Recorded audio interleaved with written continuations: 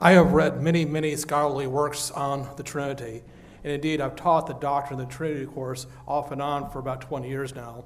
So I thought it'd be a good idea to give you a 45-minute summary of the Doctrine of the Trinity. But on the way over to Mass, the Holy Spirit said, don't do that. And I'll be honest with you, it really wasn't in my scholarly reading or really in any academic context that I really had an insight to what the Trinity means. It actually happened my very first parish assignment at St. Rita's in Okolona, Kentucky. And I would do home visits to the elderly. And this one couple in particular stands out in my mind, the Wagners. They had been married for 73 years. And I just loved going to their house. It was so cute. They were still sitting on the couch, little love seat, holding hands like they just met. And after I got to know them better, I asked, well, how was it that you stuck around together for so long? And they were surprised that anybody would be amazed about that you would do anything other than entering into a marriage for it to be lifelong, a very lifelong marriage.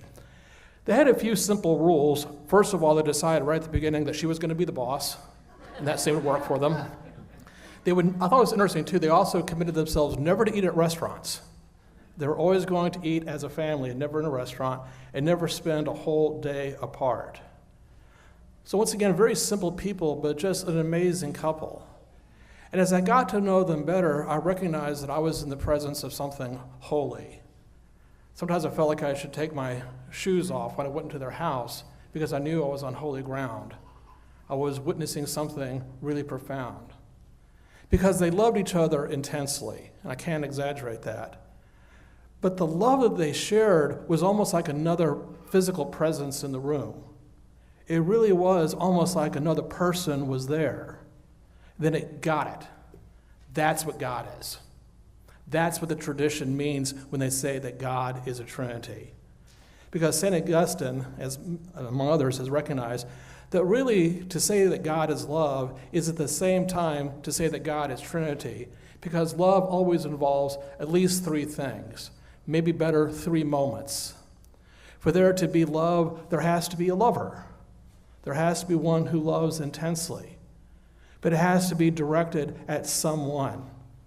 So in addition to the lover, there has to be a beloved. And more than that, there has to be the power of love itself. So three things go into the reality of love: lover, beloved, and the power of love itself. And you take away any of those things, and you're not talking about love anymore. And this is what the Wagners taught me in their own simple way: what love means, and therefore who God is. Think about it this way. Let's say, for the sake of argument, that God is simply one person. Then what would the highest form of love be? Well, self-love. And we know that's not the case. We know that's the lowest form of love. Self-love, self-gratification, self-regard. But I would say that true love is also more than just two persons, because love that's locked just between a couple can become narcissism plus one. Aren't we great?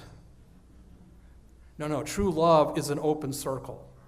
True love is productive, at the very least spiritually. True love invites others in. It is a form of witness. It is a form of testimony. And it brings forth something personal, the power of love, personal love that has no end, that is ever expansive and is ever radiant. And what an important reminder we need for that today. Even though it's early in his pontificate, Pope Leo time and time again has been affirming the importance of traditional marriage. Why? Out of conservatism? Out of being reactionary? No. Because if we get marriage wrong, we get God wrong. The Holy Family is a sacrament of a sign of who God is: a lover, a beloved, and the power of love itself. To change the definition of marriage is by necessity to change the definition of God, and this is something we may not do. I think it's interesting this year that Father's Day and Trinity Sunday coincide. An important reminder of the vocation, certainly of the father, but I think of the Christian family today.